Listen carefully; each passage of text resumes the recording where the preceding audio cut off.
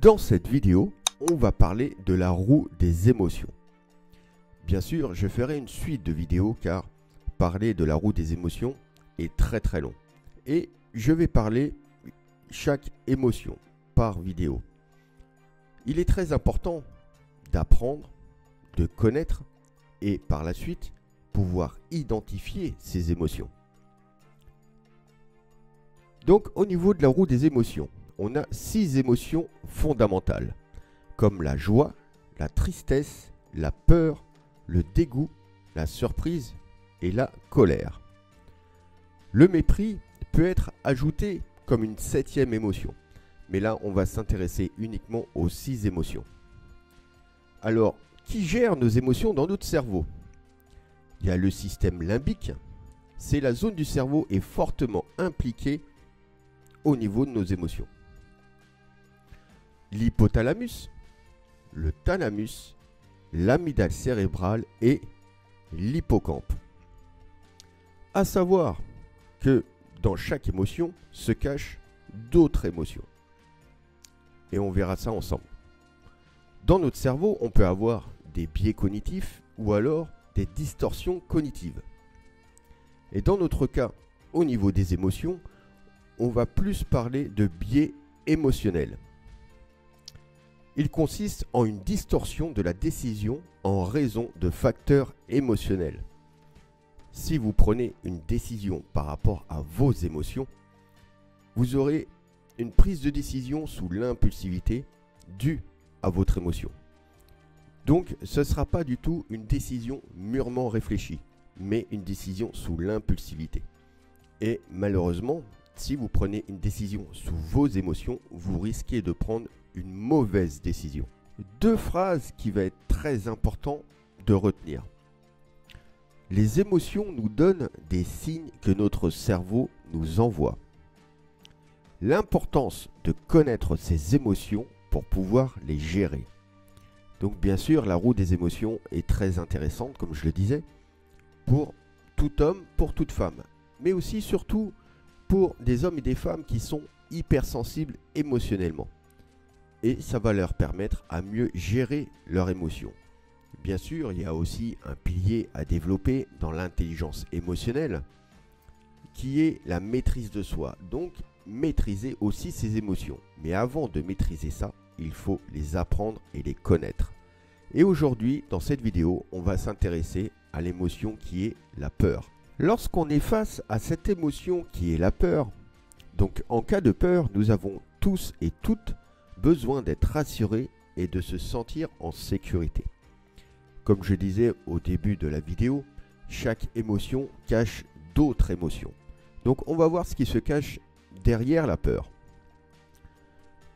Alors déjà d'une, c'est être apeuré. Et qu'est-ce qui se cache derrière d'être apeuré? C'est être craintif et terrifié.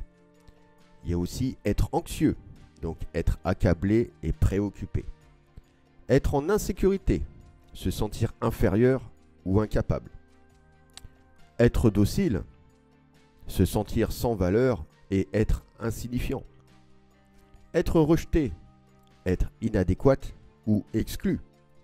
Et être humilié, non respecté et ridiculisé. Vous voyez bien que derrière la peur, il y a énormément d'émotions qui se cachent derrière. Et on va voir ça en détail sur ces émotions. Vos peurs vous envoient des signaux corporels. On pourrait citer comme le mal de ventre, sensation d'oppression, gorge nouée et tremblement, et bien d'autres signaux. Au niveau des peurs, on peut retrouver la peur du noir, la peur de l'échec, la peur du rejet, la peur de ne pas être aimé, la peur d'avoir peur. Et il existe aussi d'autres peurs, mais il y a énormément d'autres peurs. On peut citer comme d'autres peurs la peur de mourir, la peur de la solitude, la peur d'aimer, la peur de manquer, la peur de l'inconnu, la peur du regard et du jugement des autres, et bien d'autres. Ce qu'il faut savoir, c'est dans vos peurs, tout ce qui est peur du noir, de l'échec, du rejet, etc., ce sont des biais cognitifs dans notre cerveau. Donc bien sûr, notre cerveau vont biaiser directement nos croyances, notre comportement et aussi nos pensées. Ce qu'il faut savoir aussi, lorsqu'on est victime de sensations de peur, une émotion de peur assez importante, il y aura bien sûr de l'anxiété. Donc, qui dit anxiété, dit stress. Et tout ce qui est mal de ventre, sensation d'oppression, bien sûr, ça va engendrer du stress et de l'anxiété. Comme je disais aussi, au niveau de la peur du noir, peur de l'échec, etc., ce sont des biais cognitifs. Par rapport aux autres peurs, donc, lorsqu'on a une peur, il y a toujours quelque chose qui se cache derrière. Et c'est à nous, de coach de vie ou préparateur mental, d'identifier ce qui se cache derrière cette émotion, donc la peur. On peut voir comme la peur de mourir, la peur de la solitude, par exemple. En prenant juste la solitude, c'est un manque d'estime de soi-même. Il faut travailler ça.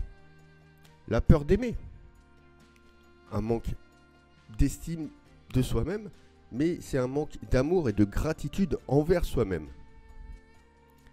Et la peur d'aimer aussi, c'est avoir peur d'être directement lié et attaché à l'autre. Peur aussi d'être directement dans cette dépendance affective et d'avoir une certaine emprise.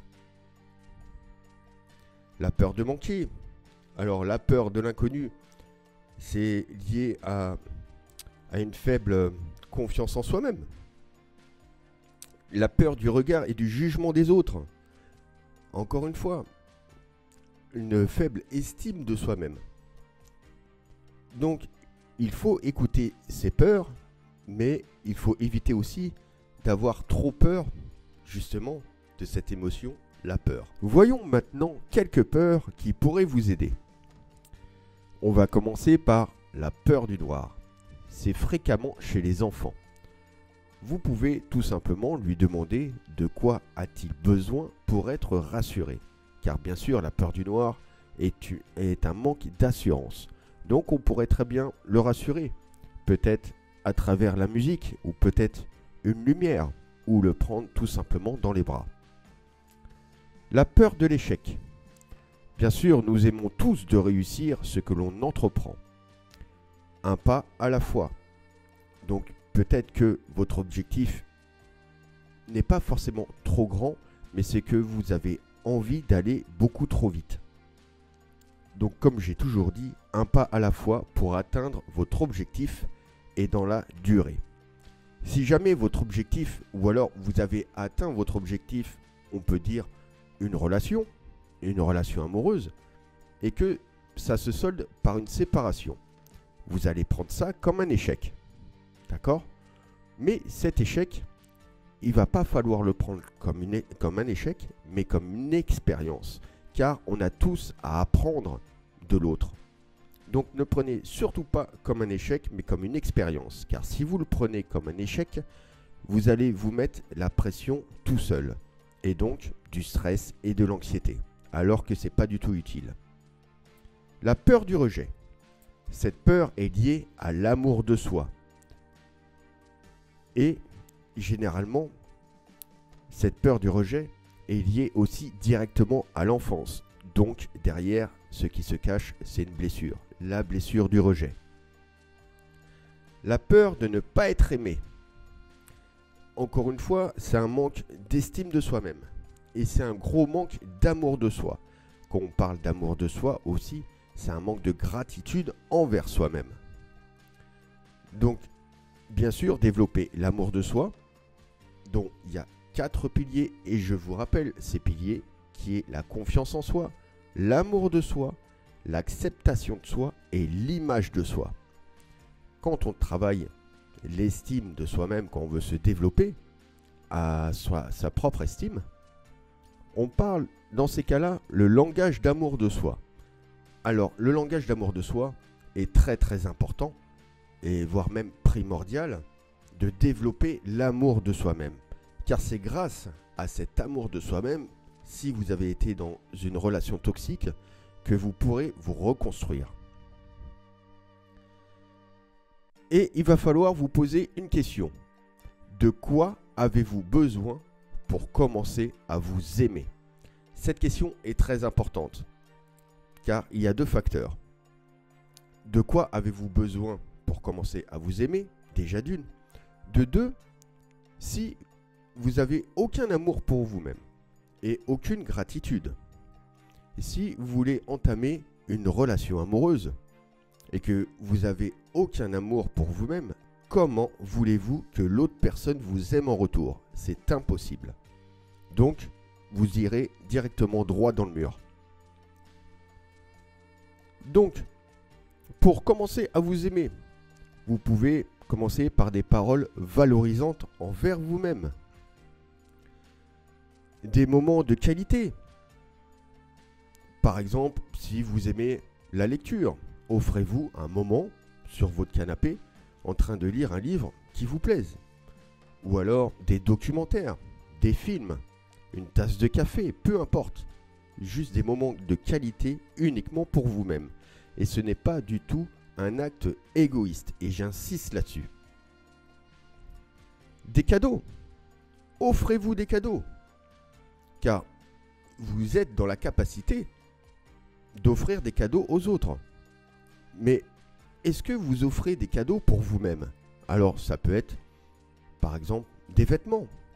Si vous avez envie de vous acheter des vêtements, allez sur Internet, même des choses pas trop chères. Pour vous les femmes, un sac à main, des bottes, un manteau, peu importe. Offrez-vous des cadeaux. Des services rendus. Vous êtes aussi dans la capacité de rendre des services aux autres. Généralement, la personne qui a une faible estime d'elle-même, elle va dire oui à tout le monde. Alors qu'en réalité, elle a envie de dire non. Donc, c'est un petit peu le sacrifice de dire oui aux autres alors qu'on avait l'envie de dire non. Mais est-ce que vous dites oui à vous-même? Pas forcément. Donc, service rendu, ça peut être aussi, généralement, lorsqu'on est fatigué, qu'on n'en peut plus, on va essayer de lutter contre cette fatigue. Le service rendu envers vous-même, allez vous reposer. Même si vous ne dormez pas, allez vous reposer pendant une demi-heure ou une heure. Vous rendez service à votre cerveau et à votre corps. Le toucher physique. Alors, je m'entends dans toucher physique.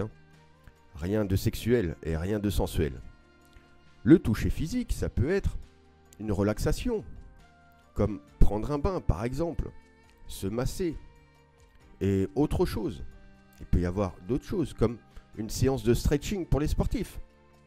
Et vous serez directement à l'écoute de votre corps. Et se dire oui à soi, comme je disais.